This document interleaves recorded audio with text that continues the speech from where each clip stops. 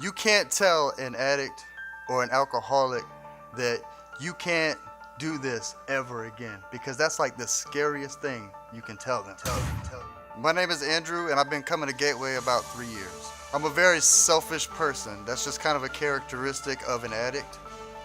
I think about me, I make things about me. I'm an expert at justification. I am very good at making excuses, and I'm a master of self-deception.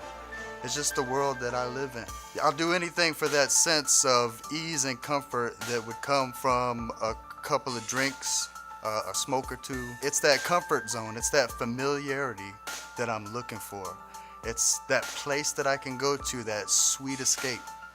That is what I seek, and that's what I think about most of the time. It's easier to run from reality than it is to face the facts. I was so used to numbing myself that whenever I had to face things that were real, things that really hurt, I couldn't do it. So I would always go back to my comfort zone. I used to quit drinking every day. Then I wake up. I felt like God was looking at me with like one of those I don't believe you emojis, like the yeah right emoji. Like, I didn't know how badly that I had gotten until I tried to quit. I had been thoroughly beaten. It was time to completely surrender control to God. The control I thought that I had was actually an illusion. I know most of us were willing to surrender some things, but we always want to keep that one little thing as a pet. I was in this really dark place and I wanted out. But the problem was that this place, this miserable existence, was the only existence I knew. I was controlled by fear, and I was afraid to step out of this box that I was living in. So this was like a couple weeks into my recovery, and I was in outpatient treatment for alcoholism. And I'd had a bad day anyway, but we got out of treatment kind of late. So I missed the bus, the last bus out of Savannah to go home. I was staying in Pooler at the time. So I was just walking, and that sensation, that urge came back.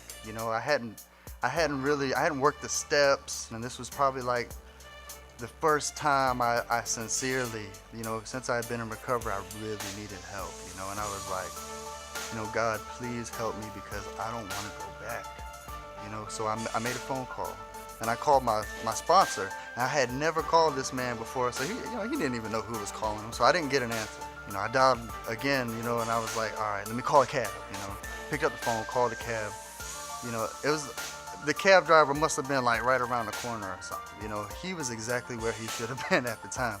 I got in the cab, I'm like, what's up, man? And he's like, he just kind of like saw right through me. He was like, so what's troubling you? I was like, oh, I told him what was going on with me. I was very transparent with him. He said, I was looking for a meeting too. I needed to get to a meeting too. So me and that cab driver had a meeting in that cab right there, right then.